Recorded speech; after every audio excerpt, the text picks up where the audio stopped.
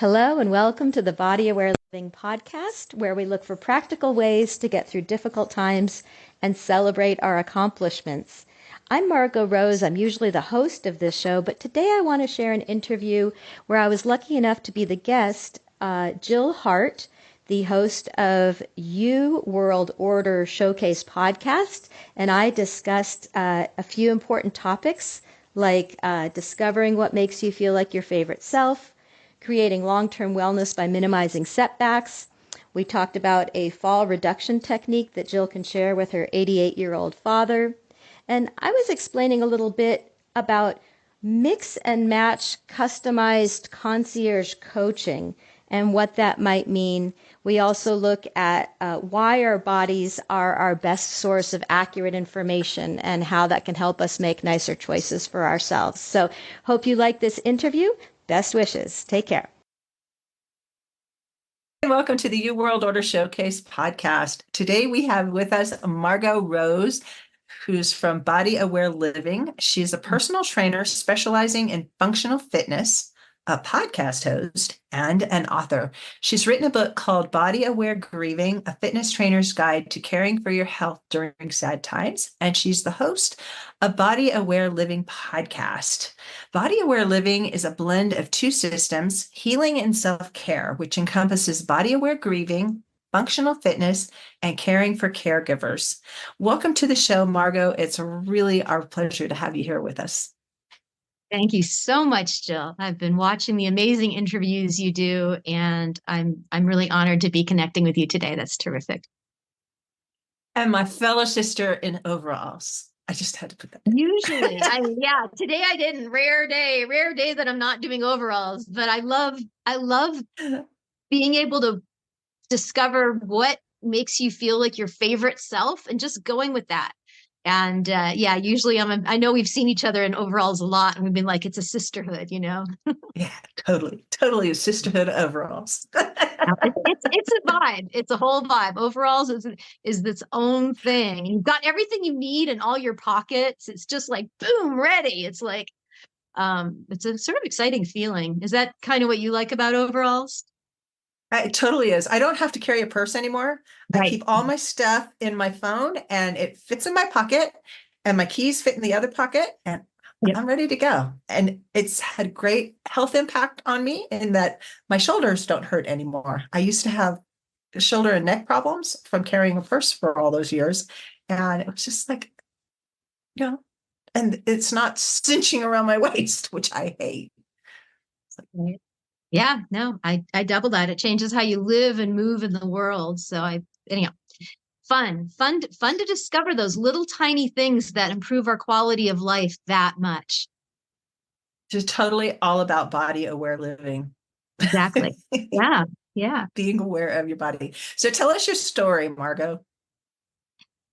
My story. Well, I started doing fitness training and group fitness instruction like 25 years ago, a really long time ago. And when I was teaching in group fitness, I was always like the most intrigued by the people at the back of the room who were having a little bit of a struggle keeping up. And I thought, I don't want to play to the front of the room and help them get even better. They'll find that somewhere else.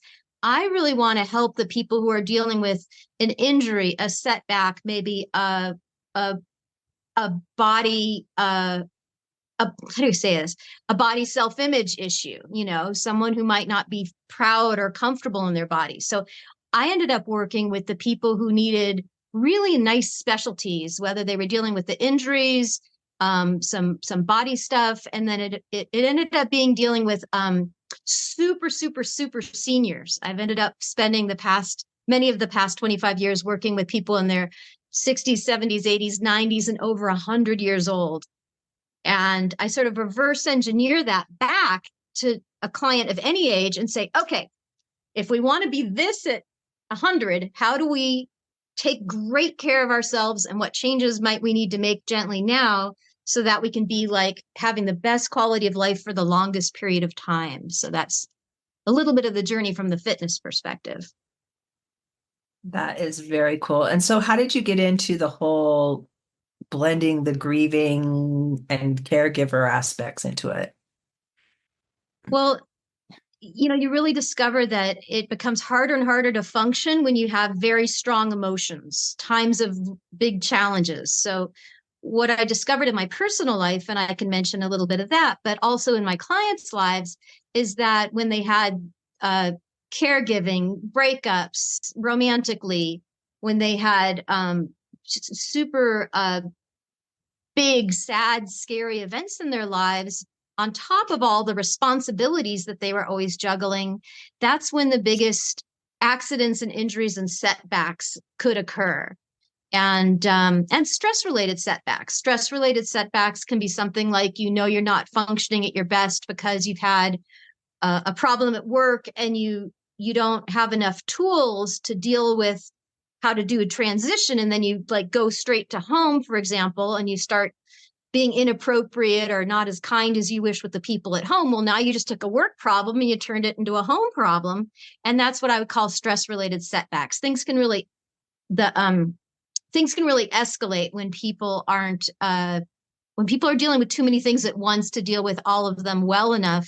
And that's why when they can come back to like, okay, in as little as 1 minute, I know how to focus again on my body and how I'm doing and how to make transitions between these important phases of my day so that I can get through even the biggest challenging times safely. For one, we can't start getting better until we stop getting worse. So how to make sure you're well enough to drive and with concentration when you're driving, things like that.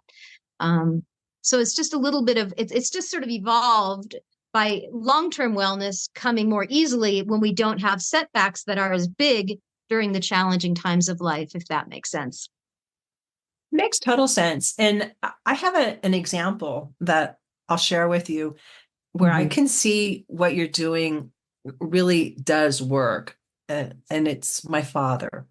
My father's 88, and he has health challenges, but he's always cooked his own food, and he's a really amazing cook. Just putting that out there. But he still lives on his own, and he lives in a community, and he lives in his own house. And he does Tai Chi every day, and he's pretty active, but he injured his foot, and he's been falling down a couple of times. But he recognizes, because he's always been a kind of a systems guy, that he needs to address these things, and he needs to be hypervigilant, at least for a while he overcomes the injury to he snapped a tendon in his ankle. So his foot drops. And I've seen other people that have had other problems where tendons don't connect anymore, but other muscles take over for that. And you strengthen the other muscles so that it's not such a safety hazard for you. But being aware and knowing that, you have to address this thing helps make it a safer process for healing. Yes, absolutely. Well, you sound like an incredibly sweet daughter. The way you talk about your father is very touching, and I love him. yeah, we want the best for them, and he sounds like he's willing to realize, okay, I need to make challenges, especially things like falls. They're hard to ignore. Some of these little things that start getting glitchy can go, well, nobody saw it, or falls and setbacks like that, they do draw attention. So that's why caring for the caregiver is important, because you're being this incredibly supportive daughter and having this whole new to-do list of how to help take care of your father as he changes while you're running your own life and business and whatnot. So that's part of why the caring for the caregiver part comes in. Regarding your dad, can I show you one super fast thing that you could share with him around safety and movement safety, especially for someone with a dropped foot who's had a fall? I would love it. Would you? Okay. So I'm going to move back a little bit. Tell me if this is going to work still and if the audio is still all right.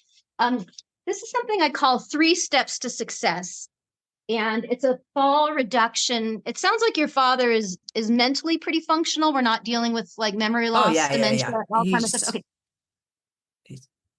Thank God for that, because then the caregiving gets even harder when the person is dealing with dementia and stuff like that. So 3 steps to success is a matter, especially when you're having lower body issues and neuropathy or dropped foot. You want to, as you're sitting, you want to just start by just warming up a little bit. You could do it with me if you want. You sort of just warm up, make sure your feet, your ankles, I'm not showing my ankles, but I'm warming up my ankles. I'm warming up my feet. I'm lifting my heels. You can sort of yawn. And the longer you've been sitting, the longer you've been sitting, the more you want to make sure, has my foot fallen asleep? Is my knee glitchy? You can sort of slowly lengthen one leg and sort of see how much movement do I have in that foot. And so that's step number 1 is warming up your whole body before you stand up. Step number 2 is you stand up holding on to something still. So in this case, for example, the back of my legs is still touching the chair I was on. If I had a wall or if I needed a cane or a walker, something like that, I would grab that right now and stand up with stability on something. If it was the bed, a sofa, something, you're still connected to something that helps you stand all the way up to nice and tall, your full height. Ask yourself, am I dizzy or am I ready to walk? And then you start walking. It's the last of the 3rd step is walking safely. Walk like a king, walk like a queen. You walk with a nice, elegant calmness that sort of has all the like good posture food groups sort of built in. Daddy, let's walk like a king. It's like, oh, you don't suck this in, move that back. All the like individual things that go into good posture can feel overwhelming. But if somebody just sort of walks regal and relaxed like a king, that can really help minimize falls a lot. Does that make sense that could be helpful? Oh yeah. And he does some of those things, but he was a commander in the Navy, so just remind him of the posture of a commander. Yeah. Yes. You can even, not to make this all about, this stuff is fun for me. Like, to make any little improvement, like if there's even a chance that part of this helps him have a better experience, and if he can reduce even one fall, and in the meanwhile you feel like, hey, I can do this to stay safer. It's like in the face of declining, feeling like you have less control over more and more things in your life, the feeling like, wow, I can do this for myself, can build optimism. And it can build a sense of empowerment. So I hope that's something little that you can share your dad, just the number 3. Remember the number 3 things before you're walking. And what was his, even if you have a nickname for him, commander or whatever, what was his rank in the military? He was a commander. Commander. Mm-hmm. All right, commander, I see you. Reminding him, commander, blah, blah, blah, whatever boom, and get him feeling like that. It'll help with posture and hopefully mood. And also people, as they're older, can feel like they've lost track of who they used to be at these other phases of their life that they might have felt more excited about. And they don't feel seen as that still. Mm-hmm. So you see if any of that, I don't want to take us on a whole caregiving challenge, tangent, but see if any of that is useful in your relationship with him. Yeah, I appreciate that. It actually is, it's very helpful, not just for me, but other people are out there, they're dealing with older parents and kids, we're the sandwich generation, because people are living longer, and the quality of life isn't always that great for people on the other end. They live longer, but it's not as great of a life quality. So anything you can share that can help people feel more empowered in those stages of their lives, I think is wonderful. And I totally expect my dad to live to be close to 100, if not over 100. He just is like, you do help people. And how do you help them? I mean, is it like a group coaching? Is it one-on-one? Is it live in person? Is it on the internet? How does all that look? It's turning into something that's a combination of all those things. It's something I'm calling, at this point, I'm calling this concierge coaching. where I want to have a maximum number of 10 clients, but I want to have all the flexibility to be available to them in a very customized way. So it can be functional fitness, body aware grieving, where we actually learn, well, how do we get, what is skillful grieving? How do we get through a loss in a way that helps us feel more empowered and more at peace? And then the caring for the caregiver part. So it's any of those things that a person needs in the ratio that they need it. That ratio might change. Suddenly one thing becomes a bigger challenge. We put more attention into that. And then in 2020, when everything went online, I started being able to do everything through Zoom and video chat, phone calls, voice messages. All those things can be really powerful. So we can also mix and match all of those tools depending on what suits somebody the best. And then I'm now what I call a multi-home nomad. I live part of the time in California, part of the time in New Mexico, and I love road trips. I love going to places, and I can also customize visits based on where that person is, what they need. We could also make a personalized retreat. We could meet at a retreat center somewhere and say, okay, let's take 3 days, 5 days, 7 days, and really dig deep. People go on these healing tours, but I'd like to help people make the exact thing they need. I could even go to someone's guest house and be available on their own property. When people make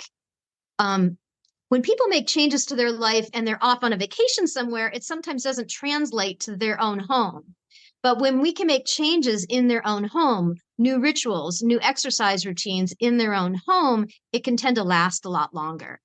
So that's part of this concierge kind of way of doing things that I'm experimenting with, is how to really follow what a person needs as they need it and where they need it and how they find it easiest to communicate.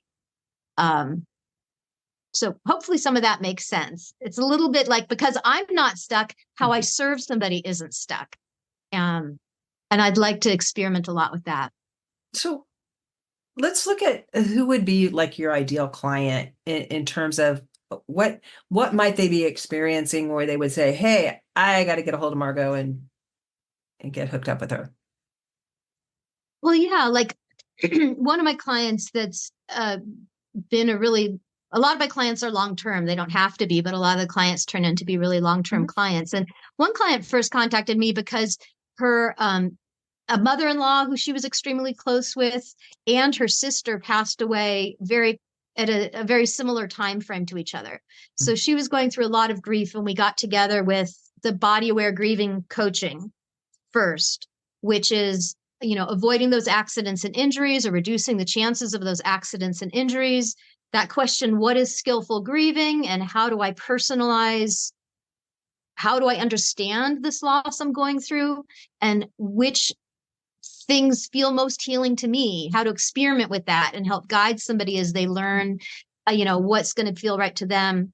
The other part of body aware grieving is that next phase of wisdom, renewal, and celebration. How do you know when you're coming out of like the hardest phase and now you're like, wow, things are different? And how do you maximize the wisdom and the gratitude and the like sort of postponed joy that you want in this next phase of your life? So she hired me to do all those things with her. And then we also started doing fitness training on top of that. And that combination has been really going well for a bunch of years. So someone who has a lot of life changes, potentially with a lot of responsibilities, and they just want that extra support that's not only in one category. Usually we have a lot of practitioners, but they're very separate. We're going to go to a physical therapist for this. We're going to go to the gym for that, a therapist for this. We're not having one person know enough about everything that's happening in all those categories so that when something happens quickly, the advice is accurate because one person knows enough about everything that's going on and is in touch with or even communication with all the different practitioners that a person might be needing and having in their life. Like it's like an umbrella that makes sure that they're always covered in Can I mention just one thing that happened really suddenly with her that Yeah. sort of got me thinking I was on the right track? So as happens in life, you get these really big shocks that can come up sometimes and some losses. And her recent loss was pretty traumatic. It was a week or so ago where she actually was helping discover that one of her best friends had passed away. So not only had this long-term friend passed away, she was instrumental in the discovery that that had happened. So just a trauma level, high, very high. And we'd already had our appointment scheduled that day. She was already in the best place we could have been. Like, okay, here's a fresh trauma, but I know who this person is. She's already mentioned them. I knew she was important. I knew what kind of what kind of healing had already worked for her in these previous losses. So like that day that happened, we were already right there with the self-care for that moment. And then this concierge kind of mobility part, I'm currently right at the time this happened, this past weeks, I'm in New Mexico. She's back in California. And I was like, hey, do you want me to come to California to be at this memorial with you? Do you want me? Because she's both in charge of running the memorial as a close friend, and she's like a primary griever. And she's like, yeah, I would. So I'm like, all right, let's go to California. I want to walk through this with you. I want to be with you during this. Before, during, and after, I can be at that event and make that event safe and effective and healing for you. And so it's kind of a long story, but that's an example of how one person got some benefit because the knowledge was already in place. The intimacy between us was already pretty well developed after a couple of years that hopefully this new trauma doesn't feel as scary and won't take as long to heal from, if that seems like it could be possible with that story, It does. It reminds me of, talk about my dad again. My dad has a doctor like that. He's a concierge doctor. And my dad pays him a retainer so that he is always available. But the doctor knows everything about my dad's health.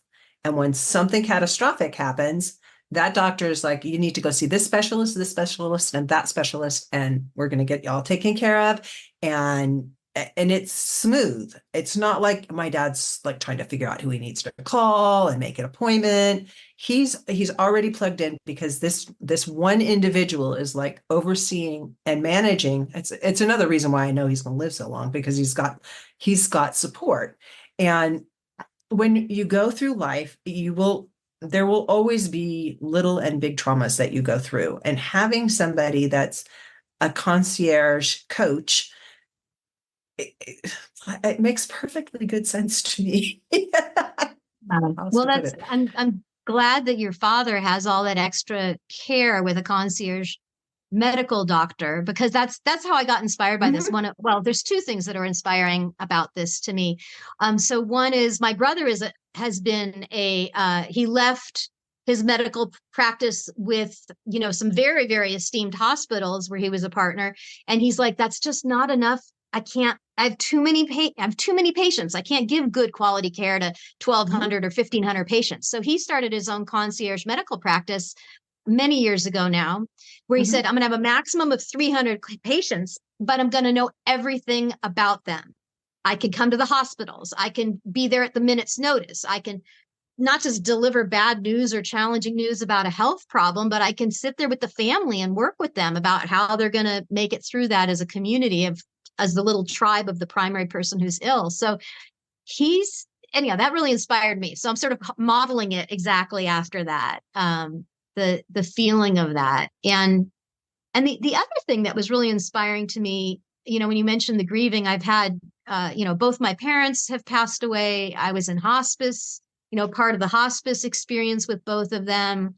I've had two people I care about a lot in my life die by suicide. My little sister died by suicide. A romantic partner I was with died of suicide. And he died of suicide when my mom already had the cancer that was going to take her life eventually. And the week we were moving to go be caregivers for my mom, this person I was dating took their life. I mean, it can be a lot. it can be really, really, really a lot.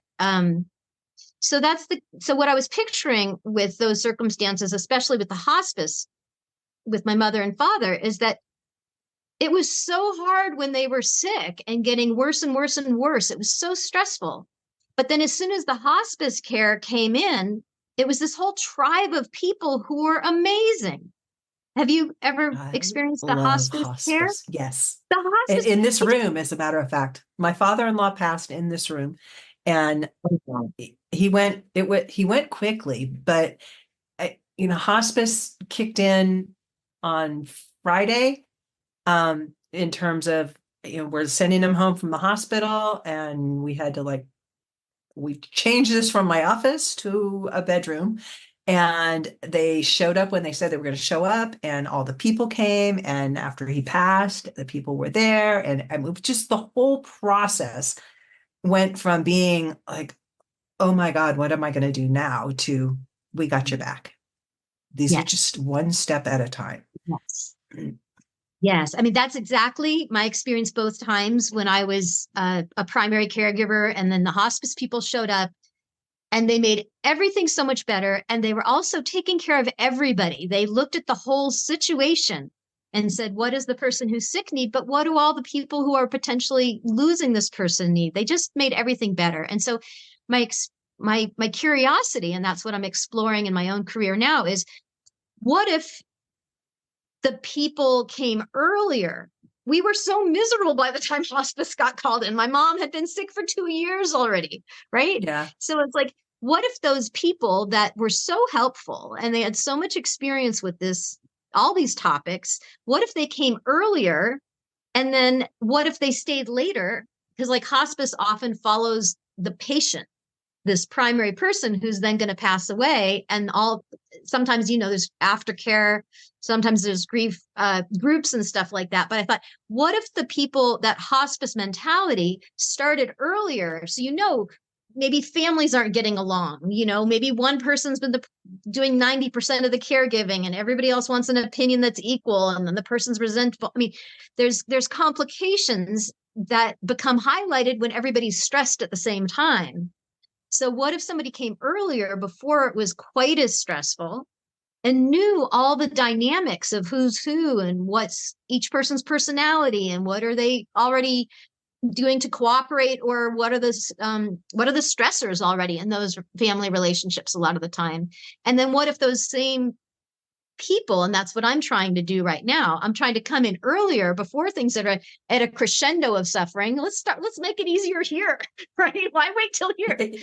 I loved your whole idea. That I just think I can see the purpose. It's just like, yeah. I appreciate that. You're That's onto this whole, something. calling it this whole concierge thing is kind of new, but I've been doing this actually for a while. Like one of my clients, I was originally a fitness trainer for their parent who was already really ailing. And then I became a support to them as caring for the caregiver. But there's this honesty, because it's like, I already know the situation. I know the parent, I know the siblings. I know, you can say anything you want. Sometimes as a child, you're like, oh, but I shouldn't say this, or I shouldn't feel this, or I shouldn't want this. Or it's like the honesty to be like, say, want, need, anything that's real and true. You, just because you're a daughter doesn't mean you can't say or feel this or that. I know your person. I know your situation. Say anything you want to me. I've already got an opinion and an affection for the people involved. I know you care about them. So that's an example where someone prepaid a retainer of hours, and we were going through it pretty slowly. The hours were being used relatively slowly, but now that parent has joined hospice. So now there's this big push, and I already know the situation. So now they're saying, can I schedule? Can I schedule? Can I schedule? Can I schedule? And I'm like, yes, yes, yes, yes, yes. We can schedule how you want, when you want, where you want, phone, email, voicemail, in person. Yes. So it's just an interesting way to set it up. It's really based on the actual life flow that people go through when they go through harder times and easier times. So I've just based my coaching practice on what's actually true for people. Yeah, I think what you're doing, you're bang on. It's it's a service whose time has come, and I really think you're onto something. Thank you.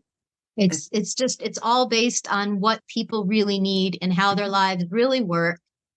And sometimes people need more support during the really, really hard emergency times, like with both of these clients right now. I'm like right there, more time.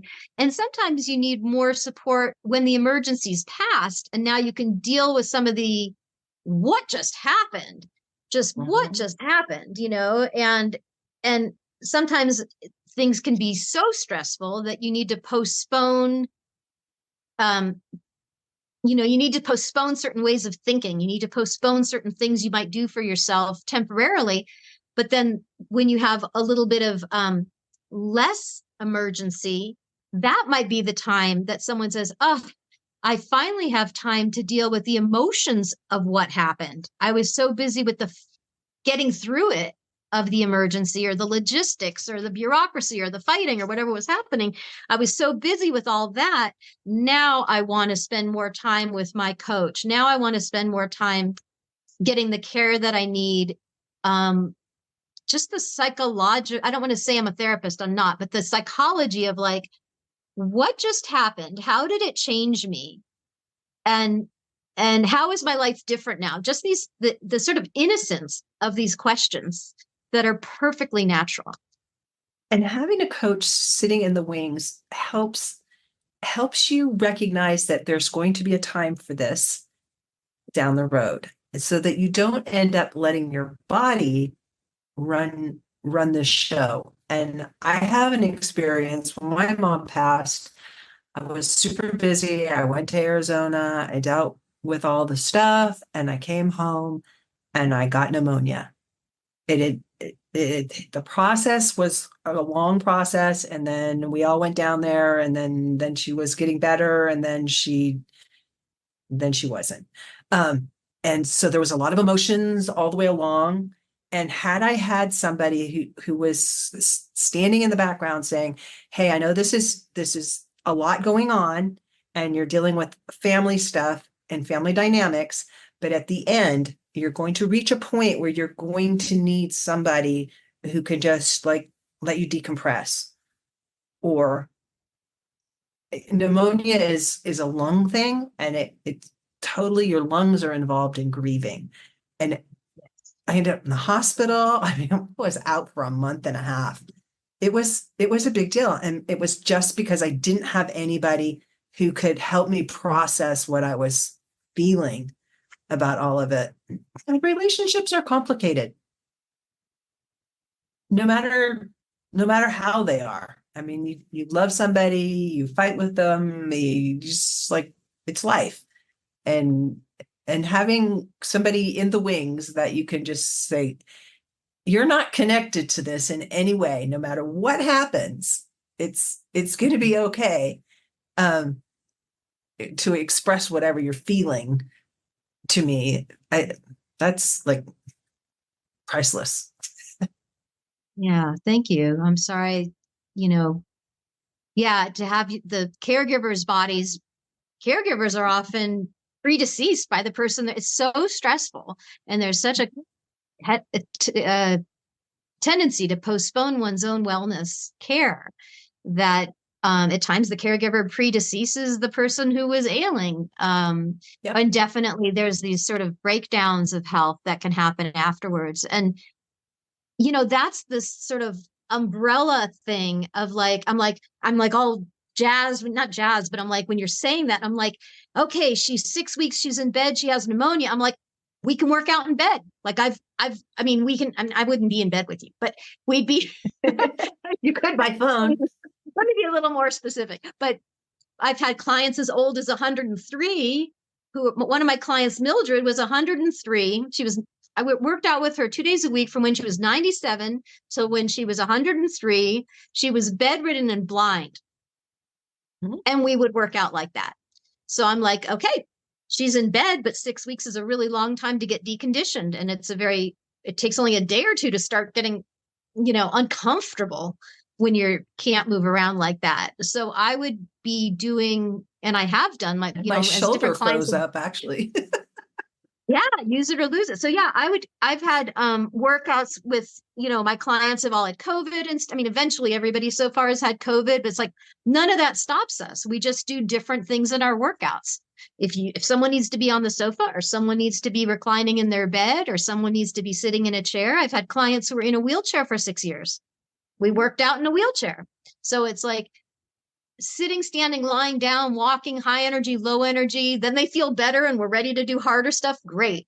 But I think part of I'd have to ask them, and maybe I will, but I think part of what my clients really appreciate is that they're not as scared during those setbacks, because they know we're always going to find something they can do safely. Always. Yeah. And that's the concierge part too. And my client who had, she didn't have COVID for like 4 years, and it finally caught up with her, right? So we would do the workouts in a chair, and I would just be watching what was going on. And then 30 minutes in, I'm like, should we call it for today? And maybe have the other half an hour tomorrow instead of a 1 hour session. We end when the person's tired and they're showing signs that that's enough for the day. And then we add in another workout the next day. That's the right length of time for them. So that's sort of that customization of concierge stuff that I'm looking forward to offering people. Yeah. I like for a long that. time. Yeah. Instead of feeling like I paid for an hour, I need the whole hour, you can have like a clump of time, and you can just pick off the amounts that you need when you need them. Exactly. Yeah. Just watching, that's the whole body aware living, body aware grieving. It's just that person's experience of the moment is going to tell us what we need next, what we need now, when to pull back, when to rest, when to just leave someone at a nap. Like in the middle of a session, if they end up getting soothed into a nap, we're like, all right, we'll add something in tomorrow or the next day, but this appears to be a perfect time for a nap, because that's just, for a long time, I didn't want to have this like super elite. It's a more elite thing. I need a flexible schedule, or I can't offer to change my locations or add somebody in the next day for half an hour. I need a flexible schedule. That's why I only want to have a maximum of a small number of people. And for a long time, I wasn't wanting to do that, because I thought, well, this healing information and some of these tools are so useful.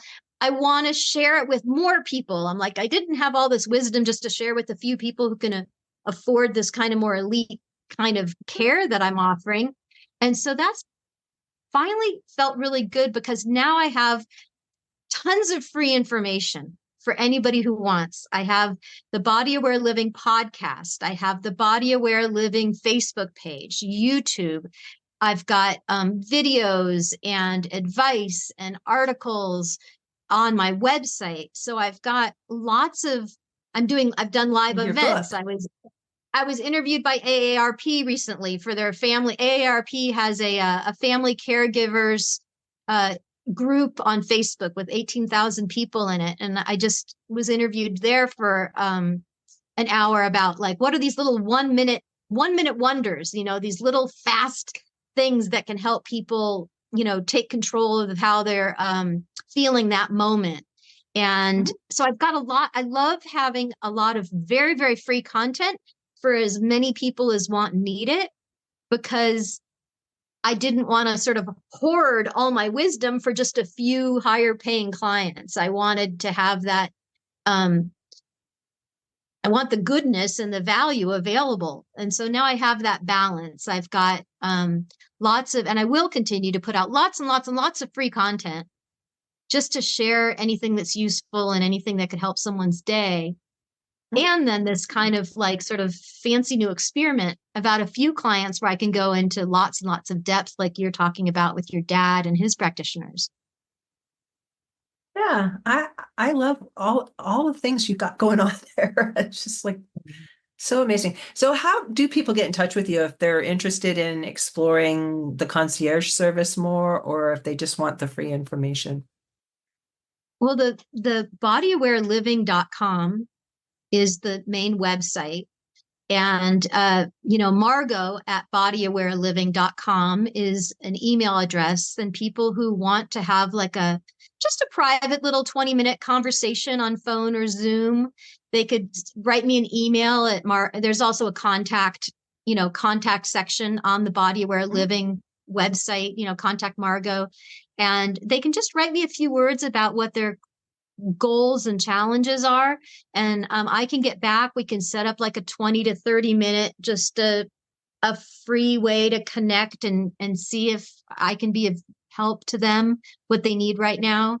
And then for all the free content, there's tons of free content on the Body Aware Living website. There's the book Body Aware Grieving, available at Amazon and through independent booksellers, bookshop.org. There's links to that on the website and social, but the book itself is low cost, but I can certainly customize any of that. And that's a way to get a lot of the wisdom.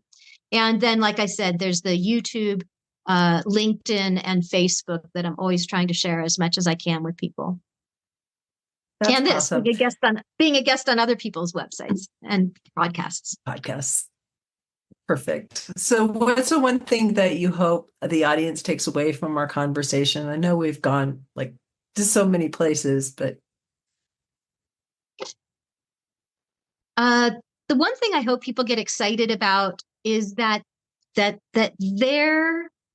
the boss of their own body. It can not feel like that a lot. It can feel like, oh, the medical community is telling me this, or the magazines are telling me I'm supposed to be like that. Or once you really get that this is your domain and no one's going to know it as well as you do. And you can always, always, always do something that's going to help you feel better, more comfortable, more effective.